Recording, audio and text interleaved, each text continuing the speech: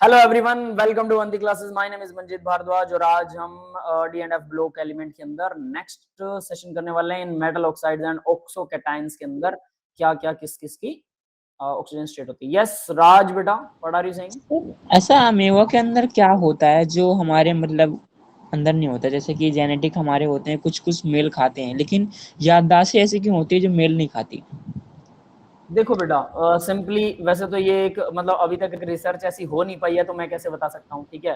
But ऐसा है, मैंने चीजों को बस को रिलेट किया है कि अमीबा इमोर्टल रहता है, जो हम अभी बात कर रहे थे रिकॉर्डिंग स्टार्ट होने से पहले, तो वो यही चीज थी, है ना। तो लाइक दैट, क्योंकि अमीबा इमोर्टल है, लाइक दैट हमारे अंदर भी वही जीन है, वही सीक्वेंस है, लेकिन सीक्वेंस बदलने से सारी कहानी बदल जाती है। इसको ऐसे लगा लो, जैसे बटन दबा दिया हमने, पंखा चल गया, बटन बंद कर दिया, पंखा बंद हो गया, या लाइट बंद हो गई। तो बटन में ऐसा क्या है? You are searching in the button, आप उसका सीक्वेंस नहीं समझ रहे कि वो इलेक्ट्रिसिटी है वहां पे। भाई असली रीजन बल्ब के ऑन होने या ऑफ होने का, फैन के ऑन होने या ऑफ होने का। लाइक दैट डीएनए के सीक्वेंस में सब कुछ है। उसका डीएनए बहुत सिंपल होता है अमीबा का, लेकिन उसका सीक्वेंस जो है ना, जिस सीक्वेंस की वजह से उसे सारी चीजें याद रहती हैं, जब वो बड़ा हो जाता है ना, उस सीक्वेंस में उसको याद रख पाना मुश्किल होता है। मतलब उसकी याददाश्त मुश्किल हो जाती है, वो कॉम्प्लिकेट बन जाता है, कॉम्प्लिकेशंस में वो चीजें मिस हो जाती हैं कहीं ना कहीं। लेकिन हम देखते हैं कि कुछ जानवर फिर भी याद रख पा रहे हैं कुछ चीजें। जैसे मैंने बताया कि बुफेलो का बच्चा है, भैंस का बच्चा, उसको तैरना पैदाइशी आता है। एक स्नेक का एग्जांपल दिया, वो मतलब मरने की एक्टिंग कर लेता है पैदाइशी। और भी बहुत सारे एनिमल्स हैं जो पैदाइशी ऐसा कर पाते हैं, उनको कोई सिखाता नहीं है, क्योंकि अभी अभी पैदा तो हुए हो, उनको किसने सिखाया? उन्होंने देखा भी नहीं किसी को, तो उनके जीन में है। यानी कि बड़े एनिमल्स में भी एक दो याददाश्त वाली चीजें हमें दिखाई देती हैं, तो क्यों ना हम उसको एनहेंस करें। मेरा कहने का मतलब ये था, समझ रहे हो। अब वो कैसे किया जा सकता है, आई कांट से। मैं बायो का टीचर नहीं, और बायो का टीचर होता भी तो मैंने थोड़ी बहुत बायो पढ़ी है, लेकिन होता भी तब भी बेटा मुझे नहीं लगता कि मैं उसका आंसर दे सकता हूँ, क्योंकि अभी तक साइंस के पास इसका आंसर नहीं है। बट संभावनाएं हैं, साइंस उसको मानती है कि ऐसा किया जा सकता है कभी ना कभी। चिप विप लगाने की बात कर रहे हैं साइंटिस्ट की, सब याद रहेगा, गूगल बन जाओगे, बहुत सारी ये ऐसी, है ना। यस अजय बेटा। बट हमें भी तो आंखें खोलना और संडे बाकी को चीजें टेस्ट याद में क्या रहती आएगा? हाँ भाई, संडे को टेस्ट कर लो हमारा वो होगा क्या बोलते हैं, रिवीजन सेशन होगा, कोऑर्डिनेशन केमिस्ट्री आने वाला टेस्ट में, ठीक है। पेपर मैं चेक कर चुका हूँ, कोऑर्डिनेशन केमिस्ट्री का पेपर आएगा, और उसके लिए तैयार रहिए। एक ही चीज है और बहुत आसान सा है, पता है सर क्लास कब रखोगे? क्या बेटा? कोऑर्डिनेशन के कंपाउंड है ना। क्या कह रहे हो? क्लास क्लास कब होगी? सुबह होगी या शाम को? कल दोपहर और शाम को होने वाली है, ठीक है। दो टाइम है, मतलब दोपहर और स्कूल शाम। खुल गए ना? दोपहर में तो स्कूल हम में स्कूल में रहेंगे। कब कब है स्कूल? कल से। कल कल से। कल से ही है। सुनिए सुनिए, सारे बच्चों का मॉर्निंग में स्कूल होता है। सर इवनिंग में हाँ, भी है। evening है। यहाँ पर जो बैठे हैं अभी हमारी क्लास में, उनमें से मॉर्निंग इवनिंग दोनों है। ये सर। Yes sir. ओके, मतलब इवनिंग वालों को तो फिर प्रॉब्लम आ गई, मॉर्निंग वालों को फिर से प्रॉब्लम आ गई, तो ये कैसे चलेगा? चलो ठीक है, मैं एक एक मिनट रुकिए, मैं मैसेज भेजता हूँ भाई ग्रुप में, ठीक है, ताकि आप लोगों को मतलब कम से कम हमारे टीम वाले मेंबर्स जो हैं वो अवेयर तो हो जाएं।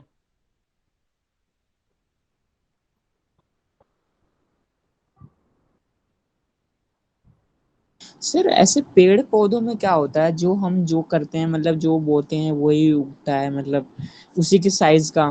सब डीएनए है बेटा, सब डीएनए। एक मिनट में मैसेज टाइप कर लूं फिर आपको बताता हूँ। कल क्लास है रिवीजन, ठीक है।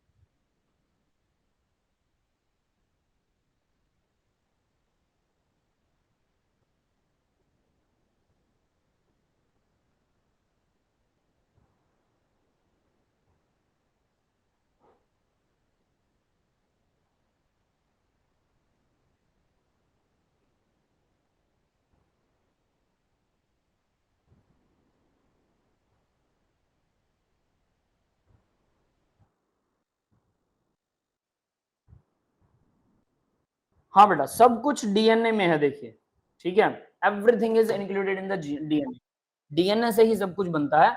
यानी बैकएंड में चीजें देखिए, आपको सिंपल मैं बता देता हूँ। आप जैसे कंप्यूटर लैपटॉप या फोन देखते हो, फोन में आपको लगा है कि सामने दिख रहा है मिरर है, मिरर के अंदर भी अगर आप खोलोगे तो एक चिप सी मिलेगी, उस चिप में बहुत सारे टांके से लगे होंगे, तो आप बिल्कुल डिट्टो उसका कॉपी कर लीजिए, क्या कॉपी करने से मोबाइल बन जाएगा? नहीं बनेगा ना, उसके अंदर सॉफ्टवेयर भी है, फिर तारें कैसे जोड़नी है, और वो डायोड जो दिखाई देते हैं आप लोगों को, है ना, जो रजिस्टर दिखाई देते हैं, वो ऊपर से तो कलर्ड, आप कलर तो वैसा कर सकते हो, उनको दिखाई वैसा देगा, लेकिन अंदर का मटेरियल डिट्टो आप वैसा नहीं बना पाओगे। और अगर डिट्टो अंदर एटॉमिक लेवल पर वैसा नहीं है तो कुछ नहीं हो सकता। फिर चाहे कुछ भी कॉपी बना लीजिए, वो दिखने में और नकली होगा। जैसे ह्यूमंस का पुतला बना सकते हैं हम नकली, बट ओरिजिनल ह्यूमन नहीं क्रिएट कर सकते, क्योंकि उसका डीएनए अलग है। जो सारी कहानी डीएनए से, और डीएनए कहां से चलता है? एटम से। और हम क्या पढ़ रहे हैं? केमिस्ट्री। केमिस्ट्री कहां से चलती है? एटम से। तो ये सारी कहानी एटम से। और एटम्स के अंदर प्रॉपर्टीज क्या होती है? नैनो लेवल पर बहुत जब छोटा पार्टिकल होता है तो प्रॉपर्टी क्वांटम लेवल पर बहुत ज्यादा बदल जाती है। जब बड़े होते हैं वो ज्यादा बल्क में होते हैं। जैसे आप बोलो सॉलिड लिक्विड गैस, किसकी प्रॉपर्टीज हैं सॉलिड लिक्विड गैस? बल्क की ना। मटेरियल जब बल्क में होता है मतलब बड़े अमाउंट में। वाटर का एक मोलिक्यूल, क्या कहोगे वाटर के मोलिक्यूल को? सॉलिड लिक्विड या गैस? बताइए। कुछ भी नहीं, लिक्विड। एटम मॉलिक्यूल ही वो कहेंगे। एटम है ना, मॉलिक्यूल है, एटॉमिक फॉर्म में या मॉलिक्यूलर फॉर्म में है। तो अकेले एटम की कोई स्टेट ऑफ वो नहीं होती है, मैटर नहीं होती। मैटर मतलब जब बल्क में मैटर होता है तब उसको सॉलिड लिक्विड या गैस कहा जाता है। अकेले एटम तो हमेशा सॉलिड ही रहेंगे, ठीक है।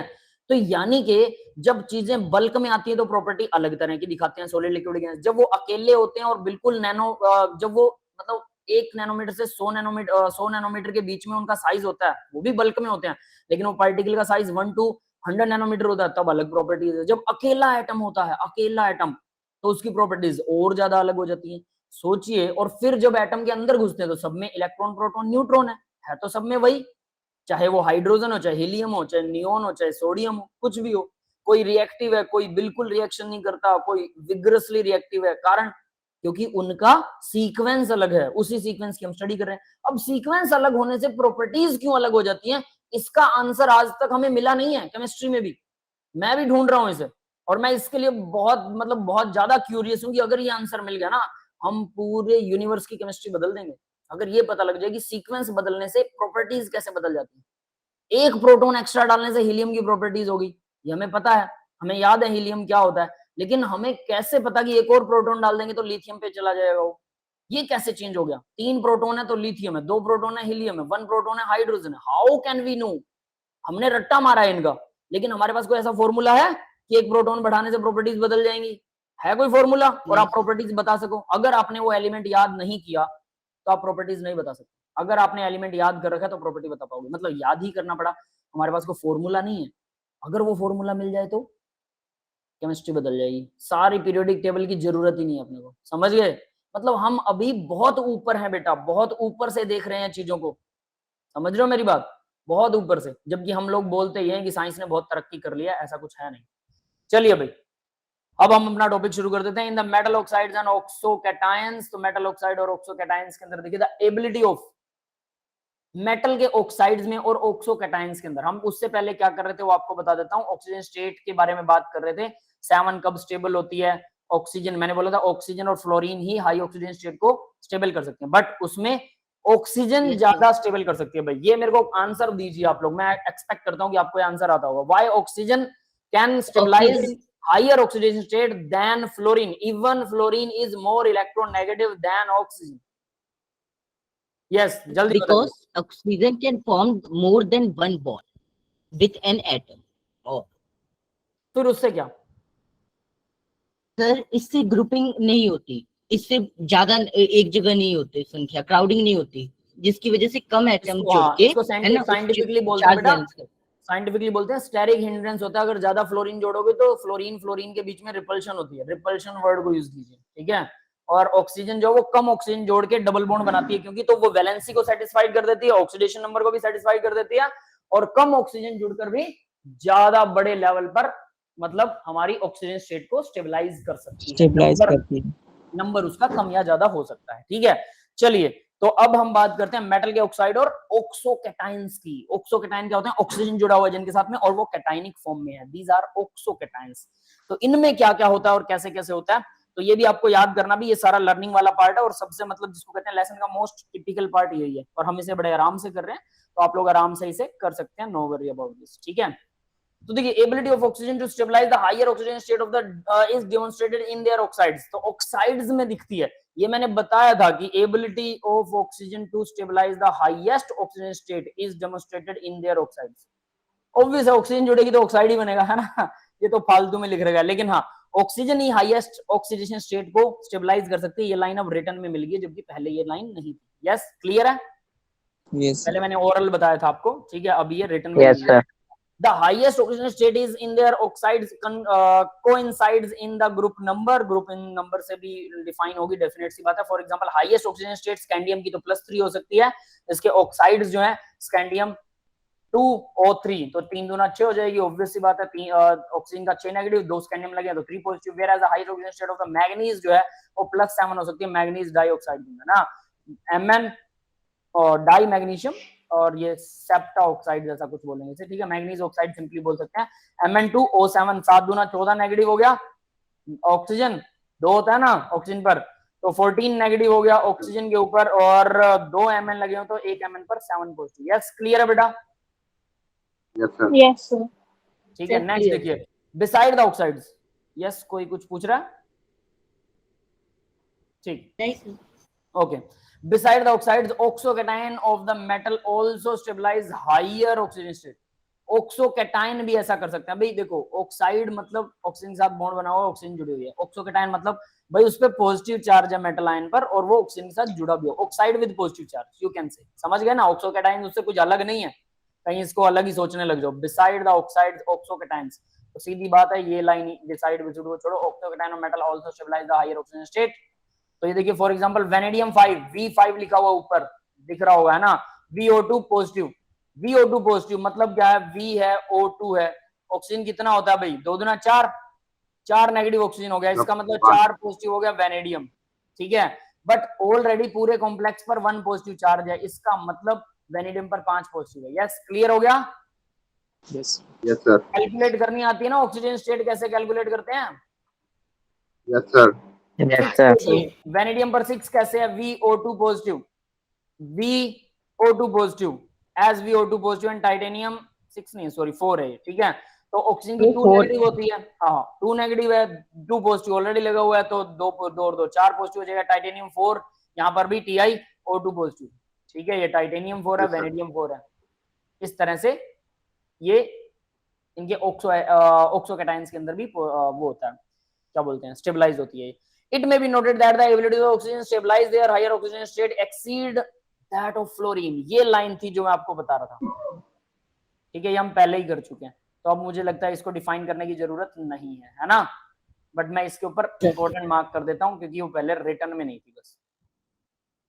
तो देखिए क्या है, for example manganese form highest oxygen state, manganese fluorine के साथ, तो अब ये एग्जांपल बहुत अच्छा है, ठीक है, हमने जो एग्जांपल किया था वो तो रैंडम एग्जांपल लिया था, ऐसे ही मतलब हाइपोथेटिकल केस था, यहाँ पर आपको रिटर्न में एग्जांपल मतलब बढ़िया वाला एग्जांपल मिल रहा है, हाइपोथेटिकल नहीं, ठीक है, जो एक्चुअल है वो एग्जांपल मिल रहा है।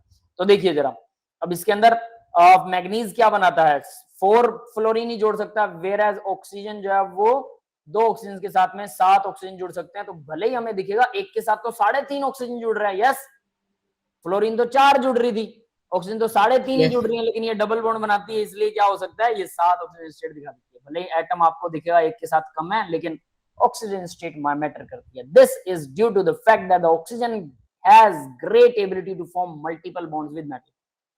ऑक्सीजन जो है वो मल्टीपल बॉन्ड बनाती है मेटल के साथ, ठीक है, डबल बॉन्ड बनाती है, सीधा सीधा ये लिखना था, मल्टीपल बॉन्ड घंटा बनाई, 2 तो बॉन्ड बना सकती है और 3 तो कभी बनाती नहीं है। देखा किसी ने ऑक्सीजन को 3 ट्रिपल बॉन्ड बनाते हुए? ट्रिपल बॉन्ड नहीं सर। कार्बन मोनोऑक्साइड के साथ बनाती है लेकिन वापस छीन लेती है ना, तो फालतू की बकवास है। नेक्स्ट देखिए, तो 2 से ज्यादा नहीं बनाने वाली। Next, transition element of +2 and +3 oxygen state mostly form the ionic bond. ये एक अच्छी लाइन है भाई, ट्रांजिशन एलिमेंट जनरली कोवेलेंट बनाते हैं, सबको पता रहता है, लेकिन कभी कभी आयनिक भी बनाते हैं, ठीक है, तो आयनिक देखिए वो कैसे बनाते हैं, अब आपको ये थोड़ा सा समझना होगा। ट्रांजिशन एलिमेंट +2 और +3 वाले जो है oxygen state mostly form ionic bond, whereas with higher oxygen states the bonds are essentially covalent, bond covalent होते हैं। अब ये बात याद रख लेना, सिंपल सी बात है। एग्जांपल है MnO4 negative has all bonds are covalent, as the oxygen number of the metal is increases the ionic character of the ion decrease होता है। for example in case Mn2O7 is covalent in the higher oxygen state of acidic character is predominant। अब ये भी ध्यान रखिएगा भाई, higher oxidation states में acidic character dominant होता है। मतलब लो ऑक्सीडेशन स्टेट वाले जो कंपाउंड होते हैं वो आयनिक इन नेचर होते हैं, और लो ऑक्सीडेशन वाले बेसिक इन नेचर होते हैं। समझ में आ गया? आयनिक एंड बेसिक, क्लियर है? Yes sir. है ना? Yes sir. और हाई ऑक्सीडेशन वाले क्या होते हैं? Covalent and acidic. बस इतना याद रखना है। क्लियर है बेटा? Chromium trioxide give chromic acid H2CrO4, ये पता है भाई, chromic acid, and H2Cr2O7 hydrogen dichromate Mn2O7 give HMnO4। तो ठीक है, ये भाई मतलब इनकी रिएक्शन करवाते हैं तो ये एसिड बन जाते हैं, एसिडिक फॉर्म में एसिड बनाते हैं। सिंपल सी बात, ठीक है? तो याद रखिएगा ये एसिडिक एसिड्स दिखा रखे हैं आपको, HMnO4 और H2Cr2O7। K2 को हटा दो, K2Cr2O7 आपने पढ़ रखा है, KMnO4 पढ़ा हुआ है तो HMnO4 है ये। सिंपल सिंपल, ठीक है? ये अलग है आपके लिए, ये आपने नहीं पढ़ा होगा। क्रोमियम क्या हो गया भाई, क्रोमियम ट्राइऑक्साइड CrO3 जो है वो H2CrO4 बनाता है, क्रोमिक एसिड है। और ये जो एसिड है ना, ये एसिड लैब्स के अंदर बर्तन मांजने के काम करता है, लैब के बर्तन को साफ करने का काम करता है। बहुत ही कोरोसिव इन नेचर होता है। कोरोसिव समझते हो? मतलब जो भी कचरा वचरा लगा उसको बहुत जल्दी साफ कर देगा, उससे रिएक्शन कर लेगा, उसको ऑक्सीडाइज कर देगा। ऑक्सीडेशन ही करवाता है, ठीक है? तो अगर आपको रिसर्च लेवल पर बर्तन मांजने हैं, ठीक है, मतलब अपने इंस्ट्रूमेंट साफ करने हैं, कहने का मतलब ये इंस्ट्रूमेंट साफ करने हैं तो क्रोमिक एसिड का यूज होता है। और अगर आपको नॉर्मली लैब के कोई इंस्ट्रूमेंट वगैरह, कोई टेस्ट ट्यूब वगैरह साफ करनी है तो आप HCl का यूज करते हैं, डाइल्यूट HCl, ठीक है? आपको एक इंटरेस्टिंग फैक्ट बताता हूँ। हम लोग एक कॉलेज में पढ़ाता था मैं, मेरे दोस्त थे, एक फिजिक्स वाला और एक मैथ वाला बंदा, 2 बंदे थे, और हमारे एक LA थे, लैब असिस्टेंट। तो हम तीनों चारों ने मिलके हमने सोचा, मैं कहा यार सर्दियों के अंदर कम से कम चाय कॉफी कुछ इंतजाम करते हैं। तो कॉफी का इंतजाम किया हम सबने। मैंने कहा दूध यहीं से मिल जाएगा कॉलेज के कैंटीन से, है ना? चीनी वगैरह हम घर से ले आएंगे, क्या दिक्कत है? थोड़ा सा एक पैकेट में चीनी लेके आनी है। उसके अलावा कॉफी में चाहिए क्या? कॉफी पाउडर है, वो भी पाउच मिल जाते हैं। तो अब फिर बर्तन की बात आई, हॉट प्लेट होती है एक उसके अंदर लैब में, मतलब हीटर कह लो, सीधा सीधा हीटर होता है, ठीक है? जैसे आप लोग वो वायर वाले हीटर पर आपने देखा होगा सब्जी वगैरह पका सकते हैं, तो एक हॉट प्लेट, केतली ले आते सीधा लोहे की प्लेट, है ना बेटा? हॉट प्लेट लैब में फ्री मिल रही है, लैब में, ठीक है? सारे बर्तन लैब में फ्री मिल रहे हैं। केतली घर से कौन लाए, किस लिए लेके आनी केतली? वहां पे रख दो लाके, उसको साफ अच्छे से साफ भी नहीं कर पाएंगे हम लोग, है ना? क्योंकि केतली ऑब्वियस सी बात है। तो हमने क्या किया, एक बड़ा बीकर लिया और फिर छोटे छोटे बीकर लिए, सबको HCl से साफ किया, उसके अंदर कॉफी बनाई, फिर से HCl से साफ कर दिया, कॉफी पी के एंजॉय किया, ठीक है? तो मेरा फेसबुक के ऊपर वो फोटो भी है दोस्तों के साथ में, ठीक है? हम लोग कॉफी पी रहे हैं, और वो भी ml में। पता है जब चाय कॉफी कोई पीता है तो वो 50-50 ml या 100 ml थोड़ा करके करते हैं। हम लोग mls में पूरा बराबर सबको बराबर दे रहे थे, क्योंकि हमने मेजर भी बराबर किया। 4 बंदे हैं, हमने कहा 400 ml बनाएंगे कॉफी, 400 ml डाला और चारों को 100 ml दिया। अगली बार 150 ml डाला, समझ रहे हो? दूध जितना, मतलब फुल कैलकुलेशन के साथ, है ना? तो वैसा कुछ। तो वहां पर वो बर्तन मांजने के लिए डाइल्यूट HCl का यूज किया था हमने, ठीक है? उसके अलावा अगर आपको बहुत अच्छे से साफ करने तो क्रोमिक एसिड का यूज होता है। क्रोमिक एसिड के बाद में HCl फिर से आप साफ कर लीजिए, क्योंकि क्रोमिक एसिड जो है ये कार्सिनोजेनिक इन नेचर होते हैं, ये K2Cr2O7 और ये H2CrO4। क्रोमियम जहां भी +6 ऑक्सीडेशन स्टेट में होगा, ठीक है? अब आप इससे ये मत लगा लेना कि सर ने कॉफी बनाई थी और वो क्रोमिक एसिड की बात कर रहे थे, बिल्कुल गलत है। क्रोमिक एसिड से किया साफ किया हुआ बर्तन, उसके अंदर अगर क्रोमियम थोड़ा बहुत भी H6 पॉजिटिव ऑक्सीजन स्टेट में रह गया और वो आपकी बॉडी में चला गया तो डेफिनेटली कैंसर फैला देगा। दूसरी बात, इसको तो टच करने से भी कैंसर होता है। सिर्फ बेयर हाथों से टच कर दिया ना क्रोमिक एसिड या पोटेशियम डाइक्रोमेट को, तो कैंसर कार्सिनोजेनिक है नेचर में। KMnO4 नहीं होता, वो बहुत अच्छा होता है, ठीक है?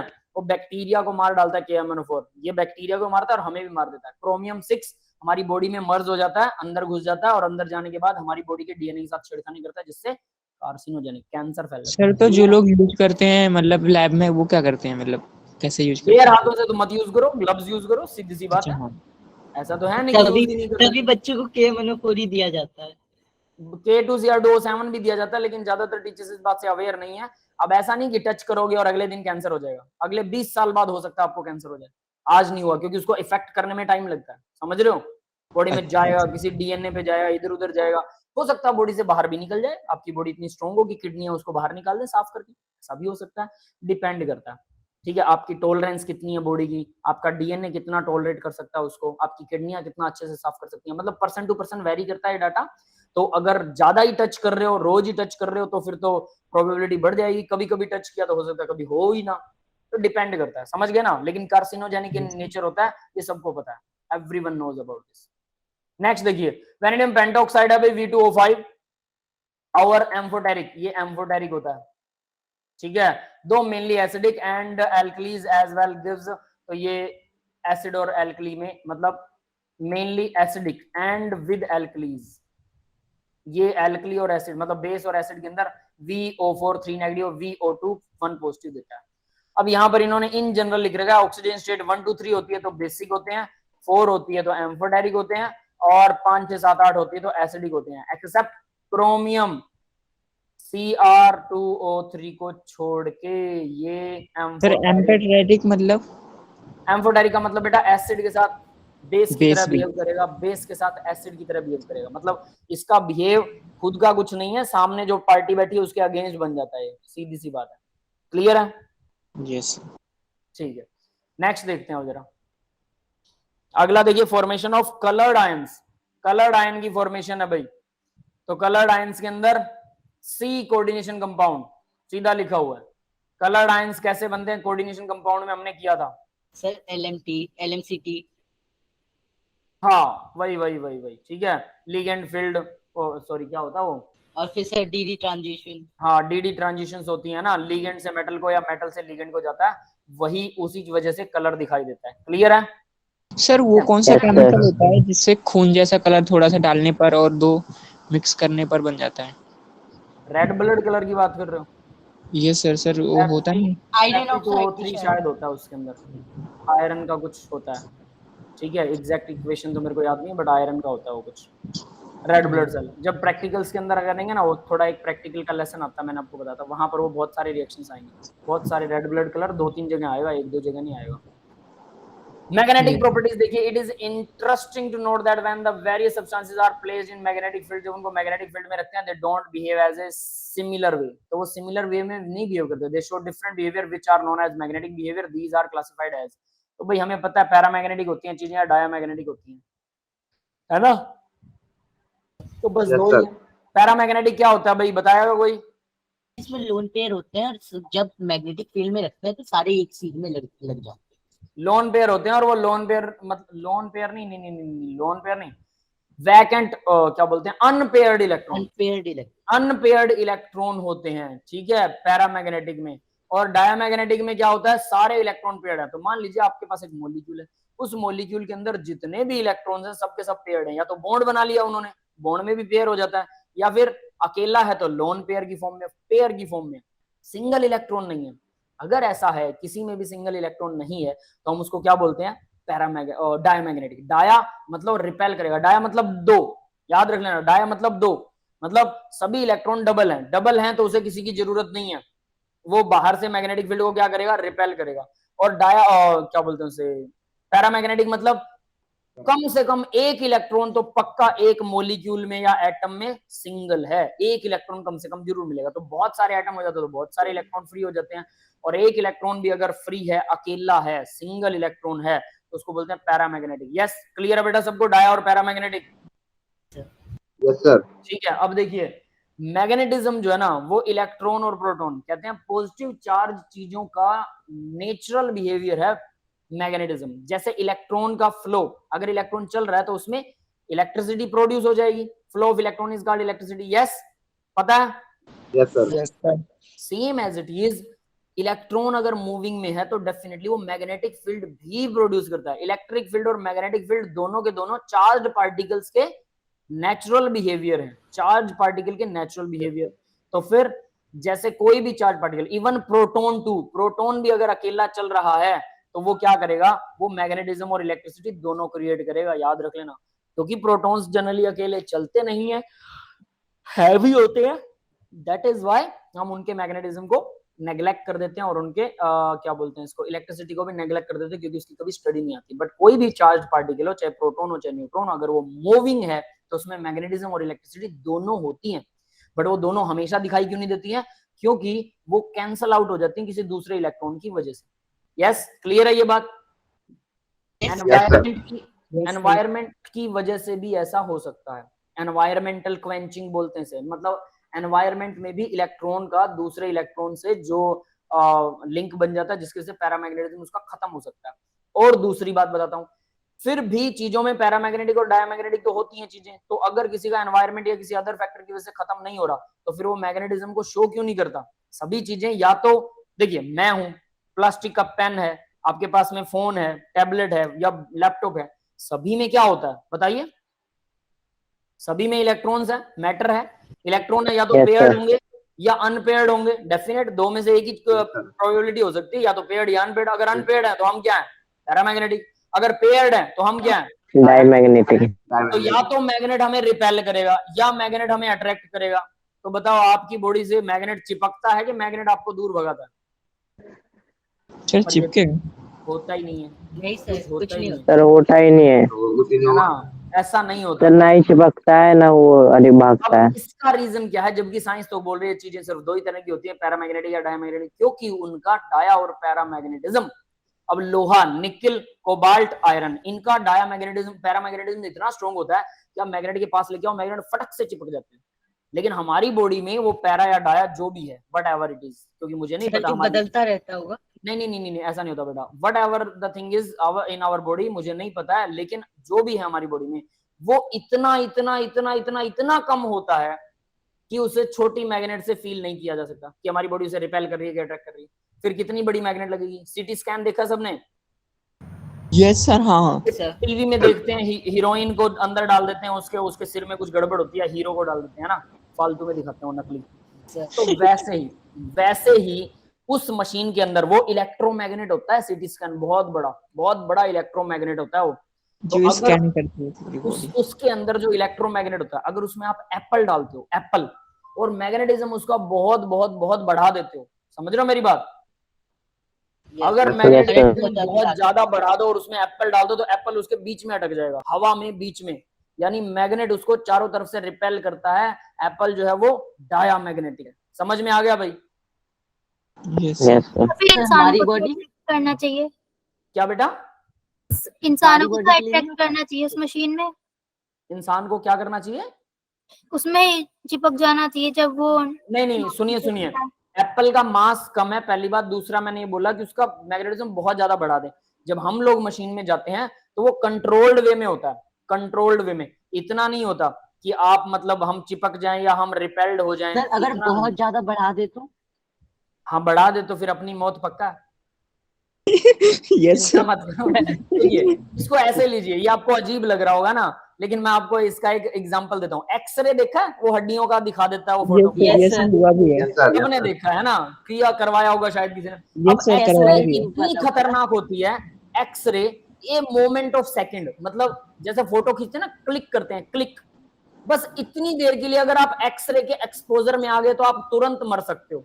तब हम कहेंगे अरे ऐसे कैसे सर, एक्सरे तो हमने बहुत बार करवाया, हम तो कभी नहीं मरे। उस एक्सरे की फ्रीक्वेंसी इतनी कम होती है कि आप वो टॉलरेबल है। हालांकि जो लोग अपनी लाइफ में, ये कहा जाता है कि जो लोग अपनी लाइफ में 30-40 बार से ज्यादा एक्सरे करवा लेते हैं, उनको कैंसर होने की प्रोबेबिलिटी 20% बढ़ जाती है। 20%, समझ रहे हो मेरी बात?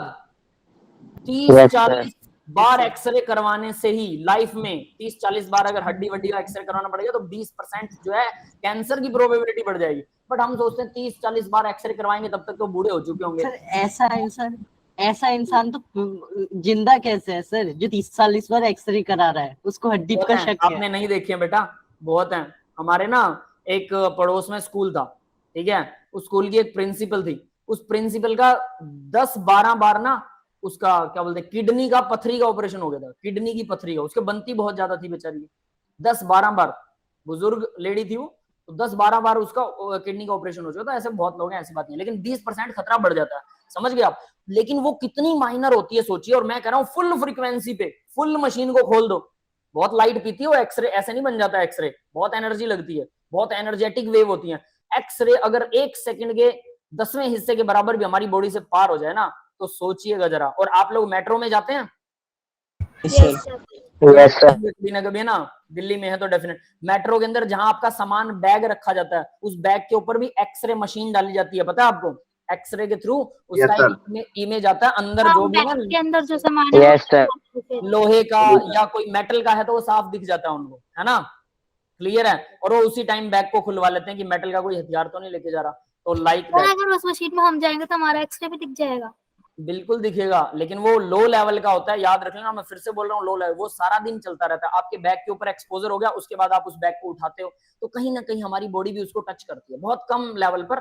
तो इसका असर नहीं है, वो नैनो अमाउंट्स में होता है, तो उसका असर हमारे ऊपर नहीं होता, लेकिन एट लीस्ट कुछ ना कुछ होता है। तो जो बंदा एक्सरे करता है ना, एक्सरे रूम में आपने देखा होगा, उसकी ना एक अलग सी ड्रेस होती है चेस्ट वेस्ट के ऊपर डाल के, जबकि वो उस मशीन के नीचे जिस मरीज को रखता है ना, उस मशीन के नीचे, वो उसके नीचे नहीं बैठता, वो तो उससे दूर बैठता है बंदा, लेकिन फिर भी वो अपनी चेस्ट पर रखता है, क्योंकि जैसे लाइट फैल जाती है ना, हमने बल्ब जगाया तो वो सीधी लाइन में चलेगा, पर वो पूरे रूम में फैल जाता है। ऐसे ही उस एक्सरे का भी पूरे रूम में असर होता है, और उसको फिर वो स्पेशल टाइप की चेस्ट वगैरह पहनाई जाती है, क्योंकि चेस्ट पर असर सबसे ज्यादा होता है उस एक्सरे मशीन का।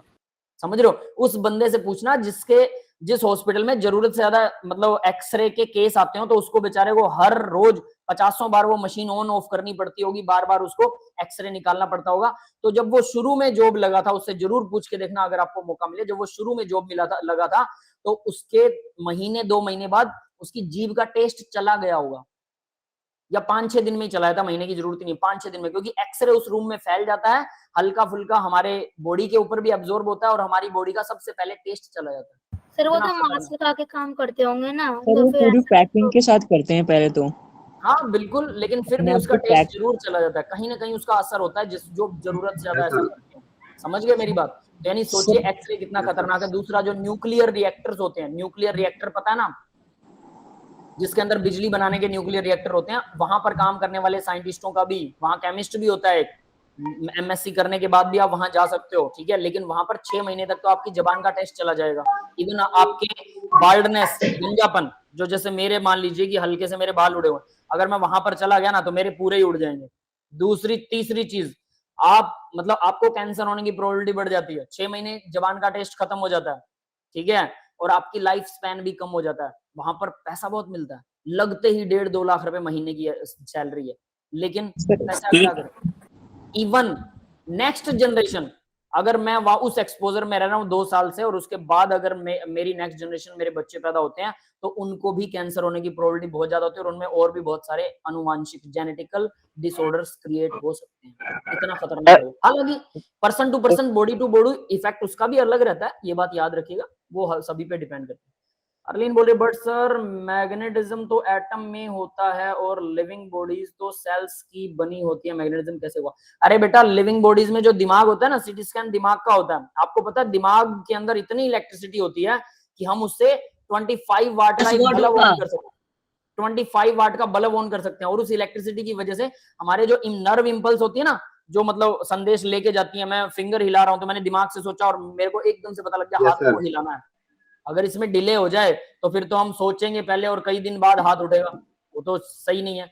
तो ये इलेक्ट्रिसिटी के ही स्पीड से ऐसा काम होता है, और माइंड में इलेक्ट्रिसिटी यानी फ्लो जरूर हो रही है, तो इलेक्ट्रिसिटी तो मैग्नेटिज्म भी होगा इस वजह से। यस हरलीन बेटा, क्लियर है?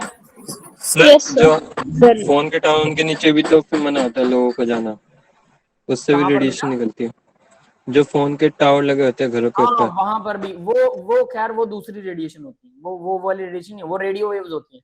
हालांकि वो भी ज्यादा एक्सपोजर में तो वो भी खतरनाक है, बट इतनी नहीं है, ठीक है, बट होती है। तो यहाँ से अब आपको पता लग जाएगा एक्सरे जितना हार्म होता है, सीटी स्कैन नहीं, सीटी स्कैन एक्सरे जितना हार्मफुल नहीं होता। देखिए, मैग्नेटिज्म से आपको खतरा तब है जब मैग्नेटिज्म बहुत हाई लेवल पर हो, तब आपके माइंड के मैग्नेटिक और इलेक्ट्रिक फील्ड को बदल सकता है। आपको याद है 10th में आपने किया होगा, इलेक्ट्रिसिटी से मैग्नेट क्रिएट हो सकती है और मैग्नेटिज्म से इलेक्ट्रिसिटी क्रिएट हो सकती है। तो अगर हमारे माइंड में जरूरत से ज्यादा एक्सपोजर कर दिया मैग्नेटिज्म का बाहर से, तो हमारे माइंड की इलेक्ट्रिसिटी बत्ती बुझ जाएगी बत्ती गई तो हम गए, समझ गए? क्लियर? तो वैसा हो सकता है, ठीक है, लेकिन अगर थोड़े अमाउंट में हो तो कोई दिक्कत नहीं होती, वो वापस लाइट फिर से आ जाती है, ठीक है, तो कोई दिक्कत नहीं है, नो वरी। तो सर इसके लिए कोई दूसरा डिवाइस नहीं लाया गया? एक्सरे मशीन, जो एक्सरे है उसको एक्सरे मशीन के बजाय दूसरे कोई ऐसा डिवाइस नहीं है जिससे एक्सरे हो सके? है ना, एक और चीज होती है साउंड वेव से भी, साउंड वेव्स होते हैं 20 से 20,000 हर्ट्ज के बीच में हम साउंड वेव को सुन सकते हैं, उससे ऊपर वाली और उससे नीचे वाली हम नहीं सुन पाते हैं, तो उनसे भी ऐसा किया जा सकता है। बट साउंड वेव का इंस्ट्रूमेंट और उसको क्रिएट करना वो थोड़ा महंगा पड़ता होगा भाई। जो चीजें सस्ती होती है ना बेटा, भले वो खतरनाक हो, याद रखना वो एग्जिस्ट करती हैं। जो चीजें महंगी होती है ना, भले वो कितनी भी हेल्दी हो, इंसान उसको नहीं खाना पसंद करता है या नहीं उसको टॉलरेट कर सकता। भाई सब कुछ इकोनॉमी पे डिपेंड करता है, मेहनत, पैसा, एवरीथिंग इज दैट, पूरी दुनिया उसी पे चलती चाइना है का माल अभी भी चल रहा है ना। बिल्कुल चल रहा है, यूं कह लो ये चाइनीज चीजें हैं, नई रिसर्चेज होती हैं, नई चीजें आती हैं, अगर वो एक्सपेंसिव हैं तो डेफिनेटली उनको आने में बहुत देर लगती है, अगर वो बहुत सस्ती हैं तो बहुत जल्दी आ जाती है, ये डिफरेंस है, ठीक है। खैर चलिए, तो पैरामैग्नेटिक डायमैग्नेटिक आपको समझ में आया होगा। सभी दुनिया की चीजें जो है पैरा और डायमैग्नेटिक होती हैं, लेकिन वो इतनी कम होती हैं, इतनी कम कि हम उसको मेजर नहीं कर सकते सिंपल मैग्नेट से, दैट इज वाई हमें दिखाई नहीं देता। और पैरामैग्नेटिक मतलब सिंगल इलेक्ट्रॉन होता है सभी में, डायमैग्नेटिक मतलब कम से कम, और नहीं सॉरी, सब में डबल इलेक्ट्रॉन होंगे डायमैग्नेटिज्म में, और वो रिपेल करेगा। डाया मतलब दो, सब में दो हैं, और रिपेल करेगा, उसे किसी की जरूरत नहीं है। पैरा मतलब कम से कम एक एटम में एक इलेक्ट्रॉन मिलेगा, और मतलब खाली मिलेगा, अनपेयर्ड मिलेगा, सिंगल मिलेगा, और अगर ऐसा है तो वो फिर दूसरों से अट्रैक्ट होता हुआ नजर आएगा। यस, क्लियर है बेटा? Yes sir. Yes sir. ठीक है, तो पैरा और डायमैग्नेटिक आपको समझ में आ गया होगा, मैं इसको रीड करने वाला तो नहीं, ठीक है। नेक्स्ट देखिए, थर्ड पॉइंट है, मैग्नेटिज्म को मेजर कैसे करते हैं भाई, वो है Nn+2, रूट Nn+2, और ये म्यू होता है इसको मेजर करने के लिए, इसको म्यू बोलते हैं, जो इसका ये सामने सिंबल रखा है इन्होंने मैग्नेटिज्म का। और Bm बोहर मैग्नेटोन में मेजर होता है ये। N is the number of electron, कितने अनपेयर्ड इलेक्ट्रॉन है किसी एक एटम में, उसके हिसाब से हम इसको मेजर कर सकते हैं। जैसे मान लीजिए स्कैंडियम है, डी में कितने हैं, 0, यस सर। अनपेयर्ड इलेक्ट्रॉन 0 है, कैलकुलेटेड मैग्नेटिक मोमेंट देखिए, कैलकुलेटेड 0, ऑब्जर्व्ड भी 0।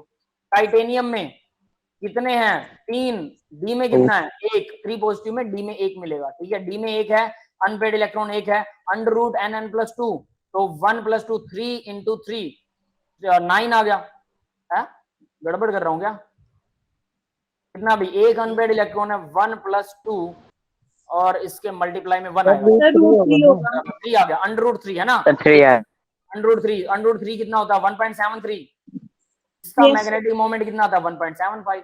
हो सकता है इंस्ट्रूमेंट में कुछ गड़बड़ हो, कुछ और हो, लेकिन हम बिल्कुल ठीक है। नेक्स्ट देखिए, टाइटेनियम 2 में, डी में 2 है, डी में 2 है तो 2 + 2 × 2 4 × 2 8, अंडर रूट 8 का आंसर होता है 2.76, ये 2.86 सॉरी 84, और ये 2.76 आ रहा है। इस तरह से 3 के लिए भी, 4 के लिए भी, 5 के लिए, एक बार सब पर नजर जरूर डालना। अब बताइए कैसे, टाइटेनियम 2 है, अनपेयर्ड इलेक्ट्रॉन 2, ठीक है, बोहर मैग्नेटोन बढ़ गया, 3 में और बढ़ गया, 4 में और बढ़ गया, 5 में और बढ़ गया, 6 में वापस कम हो गया। ये इसलिए मैं कहता हूं कि हमेशा एक बार टेबल को गो थ्रू हो जाइए, इसको बोलते हैं टेबल से गो थ्रू ना, मतलब एक बार पढ़ लो उसको, ये नहीं कि हाथ दे रखा है ठीक है बात खत्म। 6 में वापस कम हो गया, क्यों कम हो गया पता है, 6 का रूट कोई पूरा निकलता हुआ, 6 + 2 कितना हो गया भाई, 6 और 2 8, 8 6 48, 48 का अंडर रूट कितना बनता है, 48 का 7 के आसपास बनेगा। Yes yes sir. तो फिर यहाँ क्या हो रहा है, क्योंकि देखिए अनपेयर्ड इलेक्ट्रॉन कम हो जाएंगे, डी में भले ही 6 हैं, डी में 6 हैं तो 4 ही अनपेयर्ड इलेक्ट्रॉन बचेंगे ना, क्योंकि 5 तो ऑर्बिटल होते हैं डी में, है ना, तो सब में 2 आ रहे हैं, सब में सॉरी 1 में 2 आ रहे हैं, बाकी सब में 1 है, तो 4 अनपेयर्ड हैं, तो अनपेयर्ड इलेक्ट्रॉन कम हो गए, डी में भले ही 6 हो लेकिन अनपेयर्ड इलेक्ट्रॉन कम हो गए, तो इसकी वजह से वापस कम हो जाएगा। अनपेयर्ड इलेक्ट्रॉन फिर से कम हो गए, तो देखिए जो 4 वाला है उसका सेम मिलेगा 4.90, 3 वाले का सेम मिलेगा 3.87, 2 वाले का सेम मिलेगा, 1 वाले का सेम मिलेगा, 0 वाले, मतलब वापस अनपेयर्ड इलेक्ट्रॉन कम हो रहे हैं। डी से कोई मतलब नहीं है, याद रख लेना, कहीं आप डी के इलेक्ट्रॉन बढ़ रहे हैं तो सीधा सीधा बढ़ रहा है, वो सिर्फ कहां तक हो रहा है, 5 तक, उसके बाद 6 में पेयरिंग स्टार्ट होगी तो अनपेयर्ड इलेक्ट्रॉन फिर से कम हो गए। ये समझ में आ रहा है सबको? Yes sir. Yes sir. ठीक है, इसको ध्यान से जरूर कर लेना, कहीं आप सिर्फ डी के इलेक्ट्रॉन देखकर कर लो, अनपेयर्ड इलेक्ट्रॉन देखने हैं, डी वाले नहीं देखने। तो 6 है तो 4 हो जाते हैं अनपेयर्ड, ठीक है, यहाँ पर भी 4 था, ये भी 4 है, बस यहाँ से याद है। अब ये देखिए नीचे कुछ डिफ्लेक्शंस भी दिखाई दे रही हैं। 4.90 हमने कैलकुलेट किया, ठीक है, और ऑब्जर्व किया 5.3 से 5.5 तक। काफी बड़ा डिफरेंस अभी 5 से 5.5 के बीच में है ना। 3 पॉइंट ये 4.4 से। अब देखिए ये जो पेयरिंग जहां से स्टार्ट हो रही है ना, वहां से रेंज स्टार्ट होगी। समझ में आया? ऊपर रेंज नहीं थी। क्लियर है ये बात? यानी यस सर। यहाँ पर कुछ और पेयर्ड इलेक्ट्रॉन की वजह से होगा शायद। हाँ, पेयरिंग इलेक्ट्रॉन की वजह से कुछ और फैक्टर भी इंक्लूड हो जाते हैं। उनमें से एक फैक्टर होता है, आपने +1 में पढ़ा होगा सेकंड लेसन के अंदर, याद है, वो एनर्जी ट्रांसफर होती रहती है इलेक्ट्रॉन्स की। Yes sir. Half field electrons हैं, उसकी एनर्जी सबसे ज्यादा ट्रांसफर होती है ना। तो वो एक दूसरे के ऑर्बिटल्स के अंदर आते जाते रहते हैं। जब पेयरिंग शुरू होगी, एक दूसरे के ऑर्बिटल्स में आना जाना शुरू कर देते हैं, जिसकी वजह से मैग्नेटिज्म में भी अफेक्ट पड़ता है। वो ये कहानी है, ठीक है। तो बैकएंड में क्या रीजन है, नो वरी अबाउट दिस, हमें तो ये निकालना है। ये कोई नहीं पूछेगा आपसे, एक्सपेरिमेंट करने वाले अपने आप देखेंगे, वो उनकी सिरदर्दी है, ठीक है। आगे देखिए, फॉर्मेशन ऑफ कॉम्प्लेक्सेस। कॉम्प्लेक्स बनाते हैं भाई, तो कॉम्प्लेक्स आपने सारे के सारे पढ़ रखे हैं या नहीं? डी ब्लॉक के कॉम्प्लेक्स कोऑर्डिनेशन में, यस। ठीक है। फॉर्मेशन ऑफ इंटरस्टिशियल कंपाउंड, ये एक इंपॉर्टेंट चीज है। इंटरस्टिशियल कंपाउंड्स, अब ये क्या होते हैं? इंटरस्टिशियल कंपाउंड का मतलब भाई, वैसे तो सॉलिड स्टेट जब हम पढ़ेंगे उसमें बेटर समझ में आएगा आपको, लेकिन यहाँ पर देखिए, ये मान लीजिए आपकी ट्रांजिशन मेटल है और कोई छोटा, इनके बीच में गैप होता है ना, ये खाली जगह तो रहेगी, एटम अगर गोल है तो, यस है ना। Yes sir. इन खाली जगहों में अगर कोई फिट एटम आ गया, फिट मतलब जो फिट होता हो या फिर उससे छोटा हो, फिट से छोटा तो आ ही जाएगा, है ना। सर आ जाएगा, फिट से छोटा तो आएगा, फिट से बड़ा नहीं आएगा। तो जो फिट होता हो या फिट से छोटा हो साइज में, वो इंटरस्टिशियल मतलब अंदरूनी खाली जगहों में फिट हो सकता है। और उससे क्या होता है पता है? मैंने अभी बताया था कि जब कोई एटम अकेला होता है ना, अकेले एटम, वो नैनो लेवल पर उनकी प्रॉपर्टीज बदल जाती है, फिजिक्स भी वहां बदल जाती है, उनके लॉज।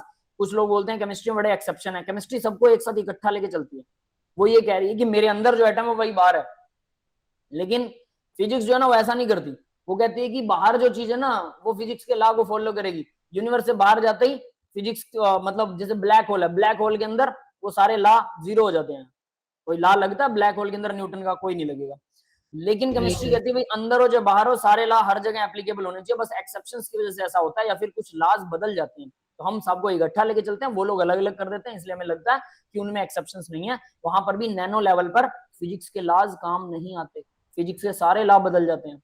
कोई न्यूटन सब फेल है, याद रख लेना, ठीक है। तो कुछ बच्चों को लगता है क्या बेटा, नैनो लेवल पे, और आपने कहा यूनिवर्स के बाहर भी, दोनों बाहर सेम मतलब चीज है। यूनिवर्स के बाहर तो मैंने ऐसा कहा था जैसे ब्लैक होल है, ब्लैक होल के अंदर भी ऐसा होता है, ठीक है। यस यूनिवर्स के बाहर का मतलब ब्लैक होल जैसी चीजों में। यूनिवर्स के बाहर खाली जगह में तो क्या होगा, खाली में तो कुछ होता ही नहीं, वहां न्यूटन क्या करेगा बेचारा, है ना। उसको न्यूटन को वहां भेज के क्या करना है ना।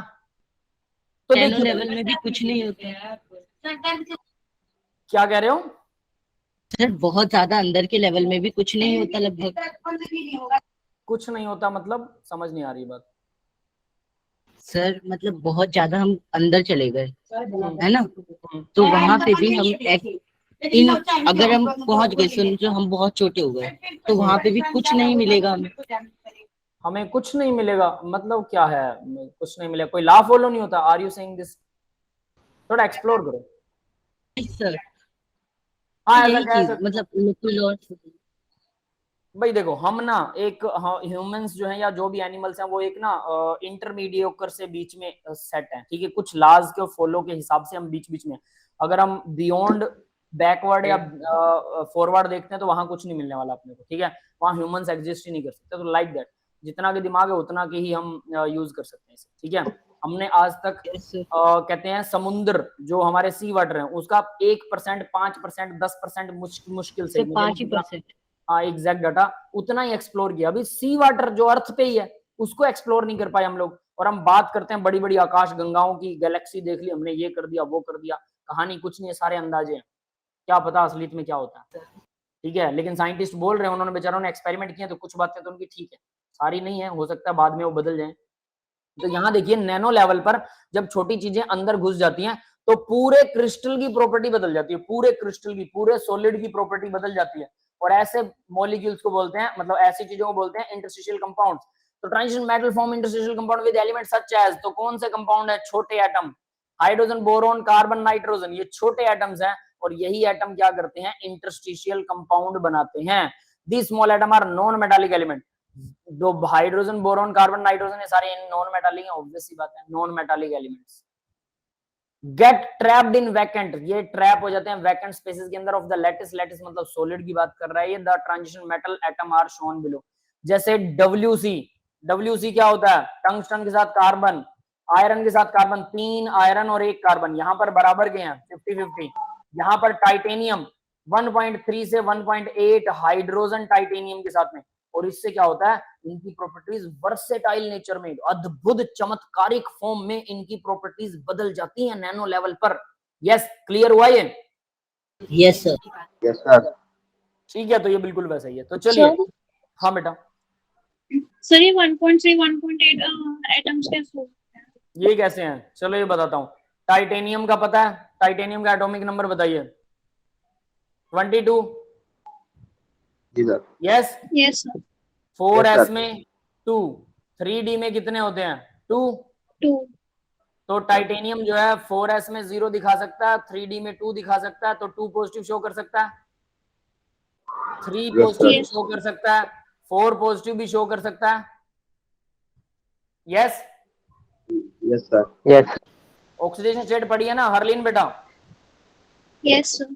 ठीक है, देखो वैसे ये क्वेश्चन सॉलिड में आएगा, ठीक है, तो इसलिए मैं इसके बारे में नहीं बोलना चाहता था, लेकिन आपने पूछ लिया तो हम इसका आंसर जरूर देंगे। तो देखिए क्या है, जब टाइटेनियम, मान लीजिए कि एक टाइटेनियम है जो 2 पॉजिटिव वाली ऑक्सीजन स्टेट वाला है, 2 पॉजिटिव है, तो इसके साथ कितनी हाइड्रोजन जुड़ेंगी? 2। एक और टाइटेनियम है जिसके साथ 3 पॉजिटिव वाला है, इसके साथ कितनी हाइड्रोजन जुड़ेंगी? 3। यस, अब इसका फॉर्मूला बनाना बेटा, Ti2 और H5 बन रहा है। यस, क्लियर है? तो अब अगर मैं इसको एक टाइटेनियम के साथ कितनी हाइड्रोजन जुड़ी हुई है बताओ? एक टाइटेनियम के साथ हाइड्रोजन कितनी जुड़ी हो गई? 2.5। बस ये वही लिखा हुआ है, समझ में आ गया बेटा? अब आप कहोगे रेंज क्यों है कि 1.3 और 1.8? ये तो 1.3 से 1.8, भाई नंबर ऑफ टाइटेनियम के ऑक्सीडेशन स्टेट्स वाले एटम बढ़ जाएंगे तो उस हिसाब से मतलब इनका भी वैल्यू चेंज हो जाएगा। अब हम कोई यूं तो है नहीं कि मैं एक टाइटेनियम डाल दूंगा 2 पॉजिटिव वाला और दूसरा 3 वाला ही डालूंगा, या 10 2 पॉजिटिव वाले आगे, 5 आगे 3 वाले, या 2 आगे 3 वाले, या 1000 के ऊपर 2 हो। तो उसकी वजह से हर बार जब नया मिक्सचर बनाते हैं तो हर बार नई वैल्यू निकलती है, कई बार ज्यादा आ जाते हैं, कई बार कम आ जाते हैं, इसलिए रेंज है। Yes, got it? बस ठीक है, हम इसके ऊपर न्यूमेरिकल भी करेंगे सॉलिड स्टेट में, ठीक है, कि इनको बोलते हैं नॉन स्टोकियोमेट्रिक डिफेक्ट। सॉलिड्स में डिफेक्ट्स होते हैं नॉन स्टोकियोमेट्रिक, मतलब बराबर अमाउंट में नहीं जुड़ते वो, तो ये कुछ वैसा ही है। क्लियर है बेटा? सॉलिड वाले लेसन में कवर भी हो जाएगा, नो वरी। ठीक है, आगे देखिए यार, जनरली नॉन स्टोकियोमेट्रिक, देखो यही तो मैंने बोला था, नॉन स्टोकियोमेट्रिक मतलब ये जो है ना 1.3, मतलब ये बराबर नहीं होंगे। उसका रीजन क्या होता है? क्योंकि इनकी वेरियस ऑक्सीडेशन स्टेट्स है ना। तो अब हम सारे के सारे 2 पॉजिटिव वाले टाइटेनियम तो नहीं लेके आ सकते, कोई गलती से 3 पॉजिटिव। जैसे आप लोग पानी पीते हैं तो पानी में हमेशा हाइड्रोजन पीते हैं, ड्यूटेरियम नहीं आता कभी? ड्यूटेरियम आ जाता है, आता है, बहुत लेस अमाउंट में आता है। आप उसे रोक सकते हैं? बहुत मुश्किल है। ऐसा प्योर वाटर 99.99% तो हो सकता है, लेकिन एग्जैक्ट नहीं होता है, तो इसलिए मुश्किल है। दैट इज वाई यहाँ पर भी ऐसा ही है, ये मुश्किल है, तो रेंज में प्योर बनाना मुश्किल है, रेंज में हो सकता है। क्लियर है बेटा? है ना? ठीक है, आप ये देखिए, नाइदर टिपिकल आयनिक नॉर कोवेलेंट, ना तो आयनिक होते हैं ना कोवेलेंट होते हैं, ठीक है। ऑब्वियसली भी डी ब्लॉक वैसे तो आयनिक बनाना पसंद करते हैं, बट ये इंटरस्टिशियल कंपाउंड्स यहाँ पर अंदर घुस गए ना अंदर। अब अंदर घुसने का मतलब क्या है? एक कोवेलेंट बॉन्ड बना रहे हैं? नहीं, ऐसा तो कुछ नहीं नजर आ रहा, बस ये तो अंदर जगह में ट्रैप है ना, ट्रैप हो गए, फंस गए बेचारे गलती से। क्या ये आयनिक बॉन्ड बना रहे हैं? कुछ नहीं कह सकते, बट हो सकता है वहां पर जाने के बाद कुछ तो एटम की इंटरेक्शन तो क्लियर हो ही सकती है, कोई पॉजिटिव नेगेटिव चार्ज, ये बिजनेस वाले जाल में फंस गए, है ना, वंडरवाल फोर्सेस ऑफ अट्रैक्शन हो सकती है, कुछ ना कुछ तो कहानी हुई होगी, ऐसे तो बिल्कुल नहीं जाता कोई। ठीक है, यहाँ पर इसको ऐसे कहते हैं कि भाई इसको अंदर फंसने के बाद कोई ना कोई अट्रैक्शन फोर्स तो जरूर रहा होगा, वरना ही निकल लेता। ठीक है, तो वो कोवेलेंट और आयनिक के बीच में कहीं वंडरवाल फोर्सेस ऑफ अट्रैक्शन हो सकती है, पर ये प्योर आयनिक या प्योर कोवेलेंट हो ही नहीं सकता, ये पॉसिबल ही नहीं। आगे देखिए, हार्डर देन प्योर मेटल, ये बहुत अच्छी चीज है। प्योर मेटल से हमेशा हार्ड होते हैं, क्यों भाई? खाली जगह खत्म हो गई, सिंपल सी बात है। चाहे थोड़ी सी खत्म है, ऐसा नहीं कि सारों में भर जाते हैं, इन्होंने भी देखो 4 ही दिखा रहे हैं, सारों में नहीं भरते, कुछ एक में भर जाते हैं। अगर सारों में भर दे दो तो और भी अच्छी वाली प्रॉपर्टीज सामने आएंगी। डिपेंड करेगा हमें क्या चाहिए, ठीक है? हम ऐसा करते हैं, जानबूझकर भी ऐसे कंपाउंड्स बनाते हैं। यस बेटा, क्लियर है? High melting boiling points than pure metal, pure metal से बॉइलिंग मेल्टिंग पॉइंट हाई होता है, मैलिएबल डक्टिलिटी लेस होती है। देखो हार्ड हो गए तो मैलिएबल और डक्टिलिटी लेस हो जाएगी, ये लेस है, बाकी सब हाई है, ठीक है? केमिकली इनर्ट, केमिकल रिएक्शन नहीं करते, क्यों? मेटल की वैलेंसी को ये जो इंटरस्टिशियल आयन है जो ना, अंदर वाले हैं वो सेटिस्फाई कर चुके हैं, सेटिस्फाइड कर देते, ठीक है? उसकी कहानी खत्म, ठीक है? तो इनको जरूरत ही नहीं है। Figure showing the interstitial compound, तो आपके सामने डायग्राम, अब आपको इजीली समझ में आ गया होगा। बट इनकी properties are more important than the diagram, but diagram से बहुत आसानी से समझ में आता है, ठीक है बेटा? क्लियर है? यस ठीक है, आगे बढ़ते हैं Yes, हम। ओके, काफी यूजफुल होंगे ना इंटरस्टिशियल कंपाउंड। हाँ काफी यूजफुल होते हैं, बहुत यूजफुल होते हैं। अभी एलॉय फॉर्मेशन भी आएगा। अब एक कैटालिटिक प्रॉपर्टीज देखिए भाई, कैटालिटिक प्रॉपर्टीज क्यों दिखाते हैं? डी ब्लॉक मेटल्स और and their compound act as catalyst in many reaction due to, ये कैटलिस्ट की तरह काम करते हैं बहुत सारी रिएक्शंस में। क्यों भाई? Possibility of higher variable oxygen state, एक तो वेरिएबल ऑक्सीजन स्टेट होती है, दूसरा प्रेजेंस ऑफ फ्री वैलेंसीज, इनके पास में फ्री वैलेंसीज होती हैं over metal surface, metal surface के ऊपर। एडजॉर्प्शन पावर, एडजॉर्प्शन थ्योरी भी आती है, ठीक है? Presence of D block, D orbital, vacant D orbital होते हैं। अब देखिए, ये इन तीनों पॉइंट्स का मतलब बताता हूं आपको क्या है। वेरिएबल ऑक्सीजन स्टेट का मतलब है कि मान लीजिए यहाँ पर टाइटेनियम है, वो 2 पॉजिटिव दिखा रहा है, ठीक है? तो भाई एक टाइटेनियम 3 पॉजिटिव भी दिखा सकता है, तो यहाँ पर इसके साथ 2 चीजें भी जुड़ सकती हैं और इसके साथ 3 चीजें भी जुड़ सकती हैं। तो जिसकी वजह से अब 2 जुड़ेंगी, 3 जुड़ेगी। एक हो सकता है कि ये 2 ही जोड़ता हो, तीसरी इसने जबरदस्ती जोड़ रखी हो, तो इसको आसानी से छोड़ देगा, पर दोबारा कोई आएगा वापस पकड़ लेगा। हमें कैटलिस्ट कैसा चाहिए? पता है कैटलिस्ट क्या होता है? जो रेट ऑफ रिएक्शन को बढ़ा देता है। कैसे बढ़ाता है? वो उसकी एक्टिवेशन एनर्जी डाउन कर देता है। एक्टिवेशन एनर्जी कैसे डाउन करता है? एनर्जी डाउन, वो कैसे डाउन करता है? वो ना कोई भी बाहर वाली चीज है उससे बॉन्ड बना लेता है, उसको बिठा लेता है अपने, बैठ बैठ भाई, बैठ बैठ, तू अपना ही भाई है, ठीक है? उसके बाद दूसरे को भी बिठा लेता है, आजा भाई तू भी बैठ, दोनों के बीच में बॉन्ड बना के कहता है निकलो दोनों, भीड़ कर रहे हो, समझ गए? बॉन्ड बन गया दोनों के बीच में। ये करता है कैटलिस्ट। वरना क्या था? वो सर वो आंटियां जो शादी करवाती है, हाँ ये कह लो बिचौला है वो, ठीक है? यूं एक अलग फिर रहा था, वो अलग फिर रहा था। जैसे हमारे प्रॉपर्टी डीलर होते हैं ना, नॉट द मैरिज को छोड़ो, प्रॉपर्टी डीलर का ज्यादा अच्छा एग्जांपल है। प्रॉपर्टी डीलर होते हैं ना, किसी को मकान बेचना है, मान लो मुझे मकान सेल करना है, आपको खरीदना है, मैं किसे कहूं? मैं हर घर की बेल बजाऊं, भाई साहब मकान लोगे क्या, भाई साहब मकान लोगे क्या? That's not possible. या जिसको खरीदना है वो हर घर की बेल बजाए, पूरे मोहल्ले में फिरे, पूरे शहर में फिर, क्या पूरे देश में फिरेगा? नहीं।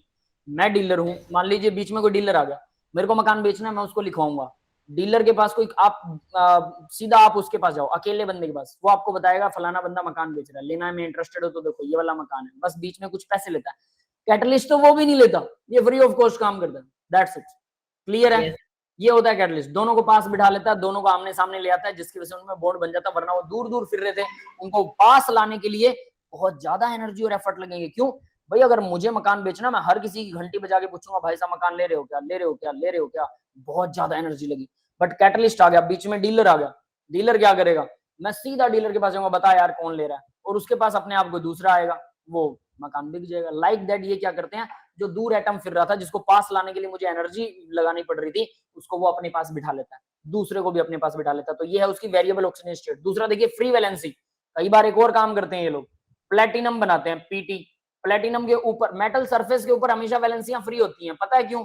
नीचे वाले एटम्स तो आपस में बॉन्ड बनाए हुए हैं, मेटालिक बॉन्ड, बट ऊपर वाला का बेचारों का किसी के साथ नहीं है। यस, ऊपर वाले बनाएंगे किसके से? खाली है ना, तो अब ये खाली है, तो प्लेटिनम जैसे एटम क्या करते हैं, हाइड्रोजन जैसे मॉलिक्यूल को बड़े आसानी से इनके साथ बॉन्ड बना लेते हैं, हाइड्रोजन जैसे मॉलिक्यूल के साथ, जिससे क्या होता है, हाइड्रोजन को लगता है कि मेरा इसके साथ बॉन्ड बन गया, अब तू कौन बे, साइड वाले को वो बॉन्ड तोड़ देता है, ये बॉन्ड हो जाता है इनका वीक। यस, ये समझ में आई बेटा? ये वाला बॉन्ड वीक हो जाता है, जिससे क्या होगा, हाइड्रोजन अब किसी दूसरे से, अब ये खुद प्लेटिनम भी हाइड्रोजन के साथ में उतना अच्छा बॉन्ड नहीं बनाता, इनका बॉन्ड वीक कर देता। अब कोई दूसरा एटम आया ना, तो हाइड्रोजन को लगेगा यार ये ज्यादा ही तंग कर रहा है, इसके साथ ही निकल ले, तो ये हाइड्रोजन उसके साथ बॉन्ड बना लेगा, जबकि पहले हाइड्रोजन खुद इतना मतलब स्टेबल था कि वो दूसरे के साथ बॉन्ड बनाना पसंद नहीं कर रहा था। तो ये कह लो कि जिसको बोलते हैं डिवाइड एंड रूल, कैटलिस्ट यहाँ वही काम कर रहा है, डिवाइड एंड रूल, दोनों के बीच में दरार पैदा कर दी और फिर खुद छोड़ दिया, फिर किसी दूसरे के साथ उसको जाना पड़ा, डिवाइड एंड रूल, राज करो। यस, क्लियर है बेटा? Yes second point. Third point देखिए, वैकेंट डी ऑर्बिटल, वैकेंट खाली डी ऑर्बिटल होता है, मतलब ये बॉन्ड बहुत आसानी से बना सकता है, तोड़ भी सकता है और बना भी बहुत आसानी से सकता है, इसलिए बोलते हैं vacant D orbital. Yes, got this point? Yes yes sir.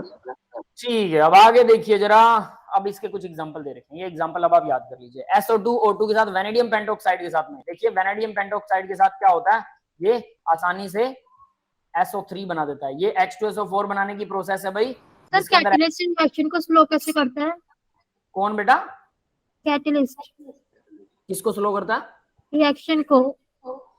Catalyst reaction को फास्ट करता है, स्लो नहीं। वैसे कैटलिस्ट के दो टाइप होते हैं, बताता हूँ। एक होता है पॉजिटिव कैटलिस्ट जो रिएक्शन को फास्ट करता है, एक होता है नेगेटिव कैटलिस्ट जो रिएक्शन को स्लो कर देता है। अब नेगेटिव कैटलिस्ट को जनरली हम पॉइजन भी बोलते हैं, जैसे कार्बन मोनोऑक्साइड है, ये एक नेगेटिव कैटलिस्ट है, और ये क्या करता है, ये नेगेटिव कैटलिस्ट जो है वो रिएक्शन को, रेट ऑफ रिएक्शन को स्लो कर देता है। क्लियर है? अब वो स्लो कैसे करेगा कि कोई रिएक्शन हो रही है, ठीक है, दो चीजें आपस में मिल रही हैं, उन दोनों को अपने पास वो नॉर्मली मिल रही है, उन दोनों को बीच में, जैसे कभी कभी डीलर क्या करते हैं कि अगर मान लीजिए कि एक पड़ोसी दूसरे पड़ोसी को मकान सेल करना चाहता है, डीलर को पता लग गया, डीलर आके कहता है भाई साहब मैं आपको सस्ते में दिलवा दूंगा, ये आपको महंगा दे रहा है, मुझे अंदर डालो, तो अपना कमीशन चाहता है।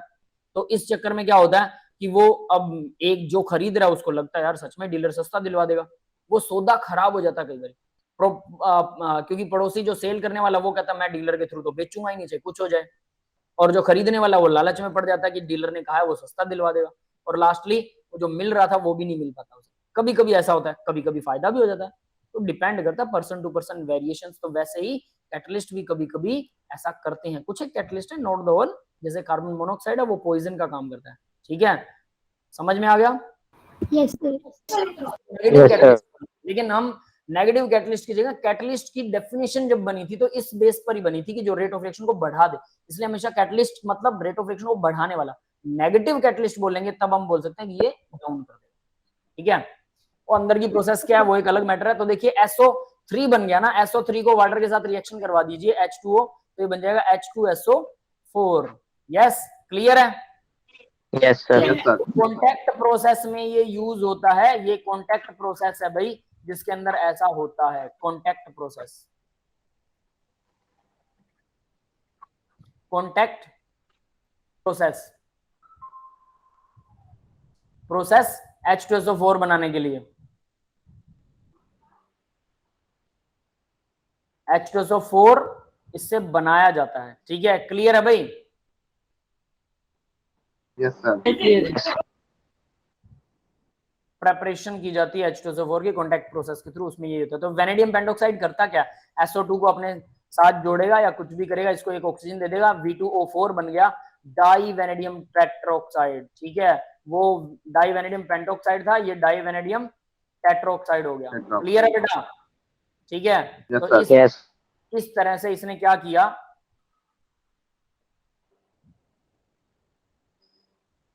प्रेपरेशन यहाँ पर गड़बड़ हो रही है। अच्छा ठीक है, तो इस तरह से इसने क्या किया, डाइवैनेडियम पेंटोक्साइड बना दिया। उसके बाद देखिए V2O4 जो ऑक्सीजन से फिर से रिएक्शन करके ये वापस बन जाता है, मतलब कैटलिस्ट वापस अपने फॉर्म में आ गया, उसको कोई दिक्कत नहीं है। तो ये दोनों रिएक्शन आपको पता होनी चाहिए कि कैटलिस्ट कैसे काम करता है। नेक्स्ट देखिए, आयोडीन जो है H2O8 नेगेटिव के साथ रिएक्शन करता है, आयोडीन आयरन 3 पॉजिटिव आयन की उस प्रेजेंस में I2 में क्या हो जाता है, ऑक्सीडाइज्ड हो गया। वेजिटेबल ऑयल, अब ये बड़ी इंपॉर्टेंट रिएक्शन है, वेजिटेबल ऑयल निकल या प्लेटिनम की प्रेजेंस में, जैसे मैंने अभी प्लेटिनम का एग्जांपल दिया वैसे निकल भी यही काम करता है, निकल प्लेटिनम पैलाडियम, ये तीनों के तीनों क्या करवाते हैं, रिडक्शन करवाते हैं, और वेजिटेबल ऑयल की प्रेजेंस के अंदर ऐसा करवाते हैं।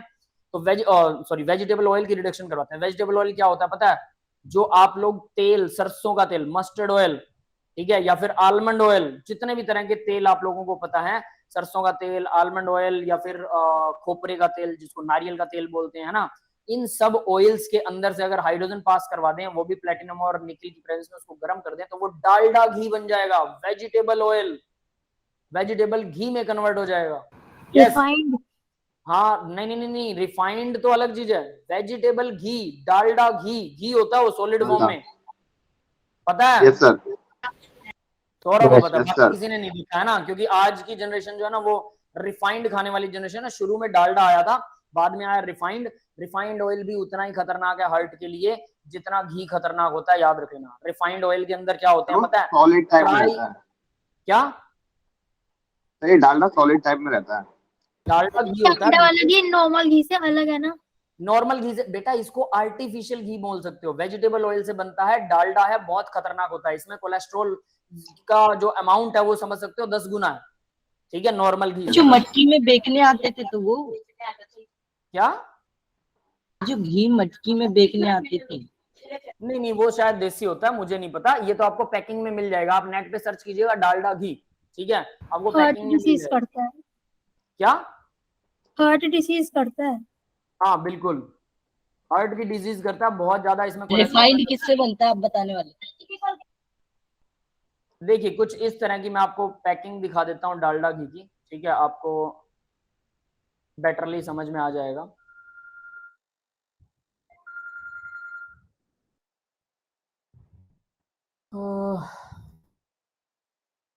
इंटरनेट से इसको सेव करते हैं।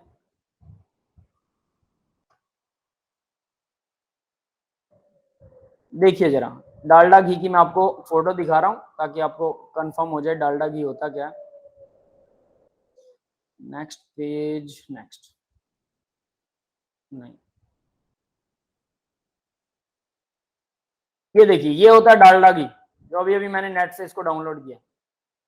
दिख रहा है ऐसा? ये तो देख रखा है।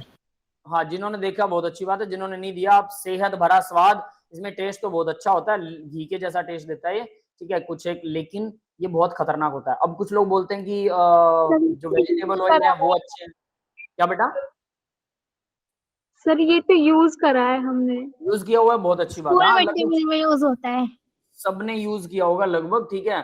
तो ये देखिए, ये घी से थोड़ा ज्यादा इफेक्टिव होता है कोलेस्ट्रॉल के मुकाबले में। देसी घी जो है वो कोलेस्ट्रॉल कम होता है उससे, इसमें कोलेस्ट्रॉल बढ़ जाता है। फिर एक और चीज बता देता हूँ, ये तो चलो कोलेस्ट्रॉल की बात थी। अब नेक्स्ट बात एक और आती है कि क्या वेजिटेबल ऑयल्स जो हैं वो ठीक हैं? वेजिटेबल ऑयल, सरसों का तेल, वो भी ट्राइग्लिसराइड का सोर्स होता है, याद रख लेना मेरी बात, ट्राइग्लिसराइड का सोर्स होता है वो भी, यानी वेजिटेबल ऑयल्स भी सही नहीं है। और वेजिटेबल ऑयल से मिलकर बनने वाले रिफाइंड ऑयल वो भी बिल्कुल गलत हैं, वो भी ट्राइग्लिसराइड बनाते हैं। और याद रखना, ट्राइग्लिसराइड और जो घी है, चाहे देसी हो चाहे डालडा हो, ये दोनों ट्राइग्लिसराइड एंड घी दोनों के दोनों क्या करते हैं? दोनों ही और क्या बोलते हैं उसे, हार्ट के लिए खतरनाक होते हैं। दोनों हार्ट के लिए खतरनाक है, ट्राइग्लिसराइड एंड कोलेस्ट्रॉल दोनों। कोलेस्ट्रॉल मिलता है घी से, ट्राइग्लिसराइड मिलते हैं ऑयल से, किसी भी तरह का ऑयल हो। और ट्राइग्लिसराइड और कोलेस्ट्रॉल दोनों सगे भाई हैं, एक ही इफेक्ट करते हैं, दोनों हार्ट के लिए बहुत खतरनाक है। बट डॉक्टर्स और जो दूसरे लोग हैं वो ये कह देते हैं, देखो उसमें लिखा होता है जो आपका रिफाइंड ऑयल आता है 0% कोलेस्ट्रॉल। भाई कोलेस्ट्रॉल तो 0% है, सच है, क्योंकि वो तो घी में पाया जाता है, तेल में नहीं होता। लेकिन तेल में ट्राइग्लिसराइड होता है, उसी का भाई, वो कोई नहीं लिखता, और वो उतना ही खतरनाक है जितना घी खतरनाक है। तो इसीलिए डॉक्टर्स ये कहते हैं कि ट्राइग्लिसराइड भी हमारे नर्व्स में, हमारे बॉडी के अंदर, हार्ट में जमता है, हमारी वेन्स में, और घी भी जमता है। तो करें क्या? घी को छोड़ दो, कोलेस्ट्रॉल खत्म।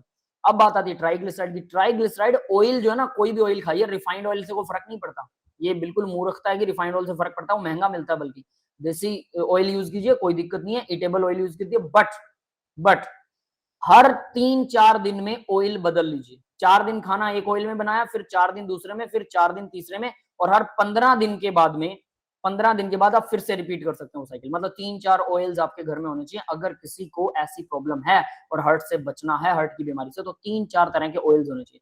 अब प्रॉब्लम ये आती है कि हर रोज 3-4 तरह के ऑयल्स, मतलब सिरदर्दी है, इसलिए लोग उसको यूज करना पसंद नहीं करते कि 4 भात का तेल ले आए, आधा किलो। मान लीजिए किसी घर में 4 किलो ऑयल लगता है सारे महीने में, तो 1-1 किलो 4 अलग अलग कैन लेके आने पड़ेंगे। वैसे बड़ी बात नहीं है, क्योंकि टोटल खर्चा तो उतना ही है, बट फिर भी ये सिरदर्दी लगती है, तो हम ऐसा नहीं करते। तो सबसे बेस्ट तरीका है जीरो ऑयल कुकिंग। ऑयल या घी यूज ही मत कीजिए, पानी में मसाले पीसिए और अच्छे से बनाइए, वो सबसे अच्छा काम है। यस, क्लियर है बेटा? तो अब बात करते हैं भाई, यहाँ पर बस ये छोटा सा, सब्जी में छोंक लगता है इससे। हाँ वो कह सकते हैं। एक छोटा सा ना एलॉय फॉर्मेशन, एक छोटा सा टॉपिक है, बस ये खत्म करेंगे। एलॉय क्या होते हैं सबको पता है? एलॉय व्हील्स गाड़ी के, यस सर। ये वही है। Yes. तो देखिए इंटरस्टिशियल कंपाउंड और एलॉय व्हील में क्या फर्क होता है? मेटल के आएंगे बीच में छोटे एटम घुसेंगे, वो इंटरस्टिशियल कंपाउंड। लेकिन अगर बराबर के हों, दो मेटल्स हैं, दोनों का जो साइज है लगभग बराबर है, दोनों का साइज लगभग बराबर, तो दोनों मेटल्स को मिक्स कर दीजिए, इसको बोलते हैं एलॉय। इससे क्या होता है? रेजिस्टेंस पावर बढ़ जाती है, मेटल को कोरोजन नहीं लगता और उसकी स्ट्रेंथ भी बढ़ जाती है। काफी सारे फायदे इससे भी होते हैं। तो एलॉय फॉर्मेशन हमारे लिए बहुत अच्छी चीज है, इसलिए गाड़ियों में आजकल एलॉय व्हील्स आ रहे हैं, है ना। पहले वो स्पोक्स वाले व्हील्स होते थे, उनमें जंग लग जाता था, एलॉय व्हील्स में जंग नहीं लगता, ये मुड़ते भी जल्दी नहीं है, स्ट्रॉन्ग होते हैं। ठीक है, बाइक्स में आप लोगों ने जनरली देखे होंगे, है ना। क्लियर है बेटा? क्लियर है सर। देखिए यहाँ पर इन्होंने एक चीज दिखा रखी है, iron cobalt nickel don't form amalgam with mercury due to large difference in size. तो साइज में काफी बड़ा डिफरेंस होता है। अब ये अमलगम क्या होता है भाई? अमलगम यूज किया गया मरकरी के लिए। मरकरी जब भी किसी मेटल के साथ में अलॉय बनाती है उसको अमलगम बोलते हैं। जब भी किसी मेटल के साथ अलॉय बनाती है उसको अमलगम बोलते हैं। ये याद रहेगा, अमलगम। Yes sir. अब Yes. देखिए, अब नीचे एक बिगिनर बॉक्स है, तो ये भाई बिगिनर बॉक्स का मतलब है कि आप लोग इसके क्वेश्चन आंसर दे रखे हैं, क्वेश्चन आंसर सारे के सारे आप लोग खुद सॉल्व करेंगे। ठीक है, डालडा जी बीच में आ गया, तो ये क्वेश्चन आंसर सारे खुद सॉल्व कीजिए। 9 क्वेश्चंस हैं और कोई नहीं सॉल्व हो रहा है तो मुझे बताइएगा। और उसके अलावा अभी हम क्या करते हैं, यहाँ पर मैं इसको एंड कर रहा हूँ। यस बेटा, क्लियर है सबको? Yes. Yes sir. ठीक है, तो यही है कहानी, बस इतना ही, दैट्स इट। तो आज के लेक्चर के लिए इतना ही है। मैं अब रिकॉर्डिंग ऑफ कर रहा हूँ। किसी को डाउट है तो बता दीजिए। Anyone have any doubt?